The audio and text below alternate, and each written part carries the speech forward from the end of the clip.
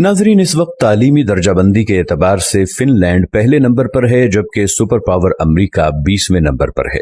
2023 तक फिनलैंड दुनिया का वाहिद मुल्क होगा जहां मजमून यानी सब्जेक्ट नाम की कोई चीज स्कूलों में नहीं पाई जाएगी। फिनलैंड का कोई भी स्कूल ज्यादा से ज्यादा 195 बच्चों पर मुश्तमिल होता है, जबकि 19 बच्चों पर एक टीचर होता है। दुनिया में सबसे लंबी ब्रेक भी फिनलैंड में ही होती है। बच्चे अपने स्कूल टाइम का 75 मिनट ब्रेक में गुजारते हैं। दूसरे नंबर पर 57 मिनट की ब्रेक न्यूयॉर्क के स्कूलों में होती है, जबकि हमारे यहाँ अगर वालिदैन को पता चल जाए कि कोई स्कूल बच्चों को पढ़ाने की बजाय इतनी लंबी ब्रेक देता है तो वो अगले दिन ही बच्चे स्कूल से निकलवा लें। खैर, आप ये दिलचस्प बात मुलाहिजा करें कि पूरे हफ्ते में स्कूलों में महज 20 घंटे पढ़ाई होती है, जबकि असातिज़ा के 2 घंटे रोज अपनी स्किल्स पढ़ाने पर सर्फ होते हैं। 7 साल से पहले बच्चों के लिए पूरे मुल्क में कोई स्कूल नहीं है और 15 साल से पहले किसी भी किस्म का कोई बाकायदा इम्तिहान भी नहीं है। रियाजी के एक उस्ताद से पूछा गया कि आप बच्चों को क्या सिखाते हैं, तो वो मुस्कुराते हुए बोले, मैं बच्चों को खुश रहना और दूसरों को खुश रखना सिखाता हूँ, क्योंकि इस तरह वो जिंदगी के हर सवाल को बाआसानी हल कर सकते हैं। आप जापान की मिसाल ले लें। 3री जमात तक बच्चों को एक ही मजमून सिखाया जाता है और वो अखलाकियात और आदाब हैं। हजरत अली रज़ियल्लाहु अन्हु ने फरमाया, जिसमें अदब नहीं उसमें दीन नहीं। मुझे नहीं मालूम कि जापान वाले हजरत अली को कैसे जानते हैं और हमें अभी तक उनकी ये बात मालूम क्यों ना हो सकी। बहरहाल, इस पर अमल की जिम्मेदारी फिलहाल जापान वालों ने ली हुई है।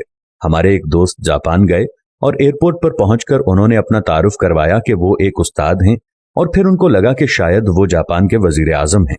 अशफाक अहमद साहिब मरहूम को एक दफा इटली में अदालत जाना पड़ा और उन्होंने भी अपना तारुफ करवाया कि मैं उस्ताद हूं। वो लिखते हैं कि जज समेत कोर्ट में मौजूद तमाम लोग अपनी नशिस्तों से खड़े हो गए। उस दिन मुझे मालूम हुआ कि कौमों की इज्जत का राज उस्तादों की इज्जत में है। ये है कौमों की तरक्की और उरूजो जवाल का राज। जापान में माशरती उलूम पढ़ाई नहीं जाती है, क्योंकि ये सिखाए जाने की चीज है, पढ़ाने की नहीं, और वो अपनी नस्लों को बहुत खूबी के साथ मुआशरत सिखा रहे हैं। जापान के स्कूलों में सफाई सुथराई के लिए बच्चे और असातिज़ा खुद ही एहतमाम करते हैं। सुबह 8 बजे स्कूल आने के बाद से 10 बजे तक पूरा स्कूल बच्चों और असातिज़ा समेत सफाई में मशगूल रहता है। दूसरी तरफ आप हमारा तालीमी निज़ाम मुलाहजा कीजिए, जो सिर्फ नकल और छपाई पर मुश्तमिल है। हमारे बच्चे पब्लिशर्स बन चुके हैं। आप तमाशा देखें, जो किताब में लिखा होता है असातिज़ा उसी को बोर्ड पर नकल करते हैं, बच्चे दोबारा उसी को कॉपी पर छाप देते हैं। असातिज़ा इसी नकलशुदा और छपे हुए मवाद को इम्तिहान में देते हैं, खुद ही अहम सवालों पर निशानात लगवाते हैं और खुद ही पेपर बनाते हैं और खुद ही इसको चेक करके खुद नंबर भी देते हैं। बच्चे के पास या फेल होने का फैसला भी खुद ही सादिर कर देते हैं और माँ बाप इस नतीजे पर तालियां बजा बजाकर बच्चों के ज़हीन और काबिल होने के गुण गाते रहते हैं।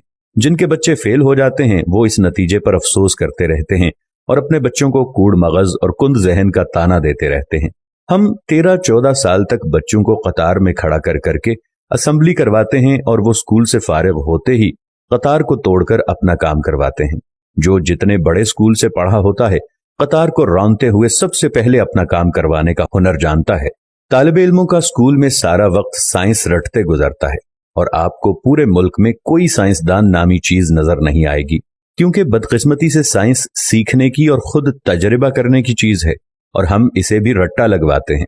आप हैरान होंगे, मैट्रिक क्लास का पहला इम्तिहान 1858 में हुआ और बरतानवी हुकूमत ने यह तय किया कि बर्रे सगीर के लोग हमारी अक्ल से आधे होते हैं, इसलिए हमारे पास पासिंग मार्क्स 65 हैं तो बर्रे सगीर वालों के लिए 32.5 होने चाहिए।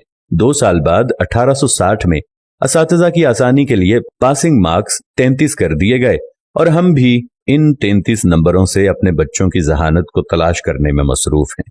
अल्लामा इकबाल रहमतुल्लाह अलैह के शेर का ये मिसरा इस तमाम सूरत हाल की सही तरह से तर्जुमानी करता नजर आता है। जो शाखे नाजुक पे आशियाना बनेगा, ना पायदार होगा।